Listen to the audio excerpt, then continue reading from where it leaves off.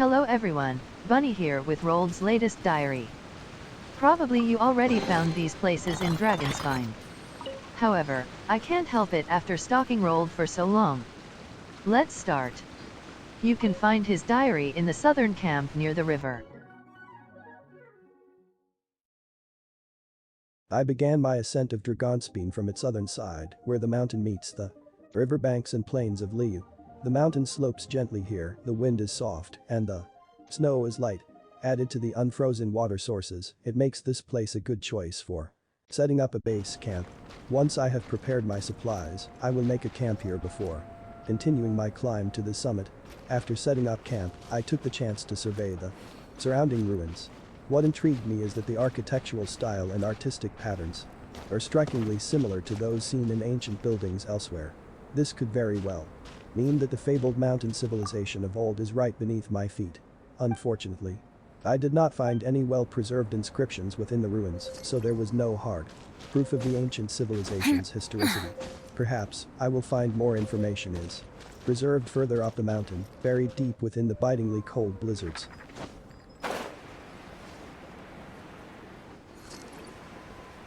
Spending the night here is an unpleasant experience.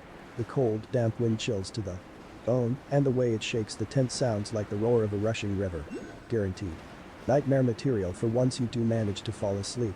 There's a cave by the water, and it must be spacious in there because I can hear the ghostly groaning of the wind echoing inside. Unfortunately, the entrance is tightly fenced off and there is simply no way to get through from the outside. I will start advancing further up the mountain a little. Later on, there are some remnants of the relatively recent past by the path, which if I'm not mistaken can be traced back to the era when Mondstandt was ruled by an aristocracy. I dug up some fragments of clothing and some irreparably damaged weaponry.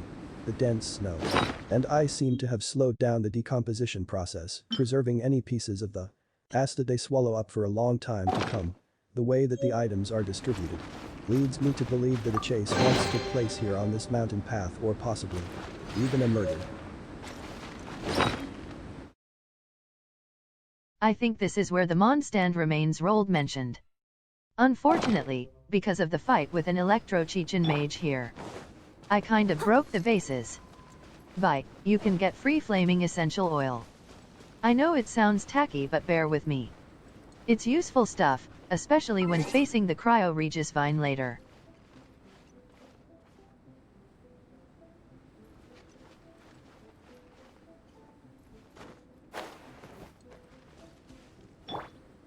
Dodge this!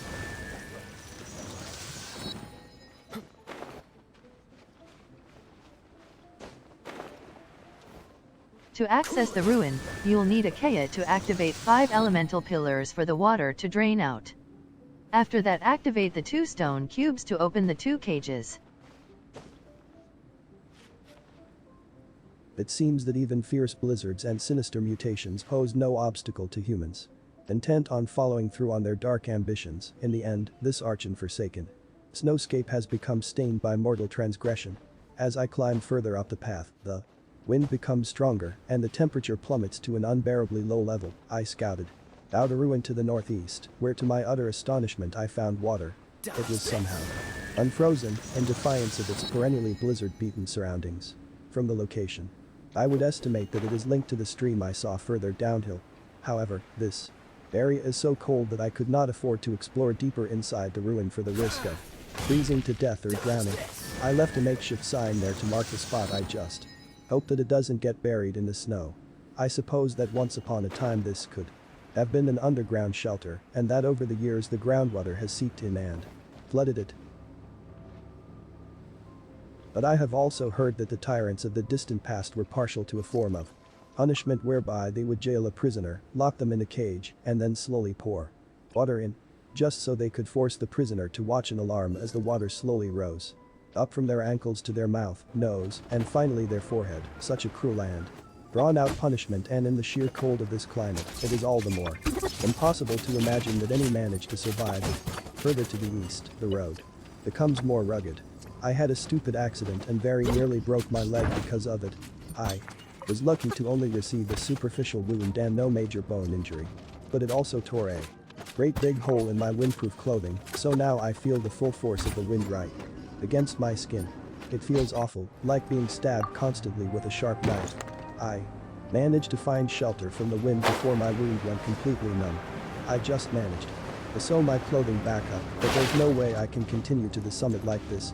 I made it back to the camp, finally, on the verge of freezing to death. As I warmed my feet by the bonfire, I removed my socks to find that 3 of my toes had turned purple from the cold, but no matter, right now I'm still enjoying the feeling of coming back to life after such a close brush with death. When the storm died down a little, I looked up and caught a view of the peak, towering there silently against the dark sky, encircled by giant jagged rocks and yet secluded. Among them in the center, the bard songs tell of an ancient evil dragon who lies buried there in the mountain stream. I wonder if it, too, yearns for the celestial heights even as it gazes up with its rotting and blinded eyes. Many villagers who live at the foot of the mountain liken this monstrous mountain to a blind spot in the eyes of the gods, a place ruled by the inscrutable force of fate. Old Mondstadt fairy tales speak of the mountain as a place of punishment that was abandoned by the wind of time and left for the howling winds to sweep in and freeze everything in its moment of destruction. Yet, something still stirs here, at the peak of the mountain. I heard its call in my dream. It was a gentle song, pleasing to the ear, but somehow disturbing to the mind. This trip was a disaster, but at least I came out of it alive. Farewell for today, Dragonspine. Perhaps I shall return, though I do not know if I will ever make it to your summit. I think I will explore Liu next. But first things first, my top priority is replenishing my lost supplies. Oh, and while I'm at it, I think I'll swap this soggy old diary for a nice new one. And that's it. Roald never managed to climb up Dragonspine. After he left his diary at this campsite, he went on to Qingche village. Check out my other previous videos on Roald's diary. I was a little surprised to find cages after we drained the water. I hope we can see Roald in a future update. Bunnyworks clocking out.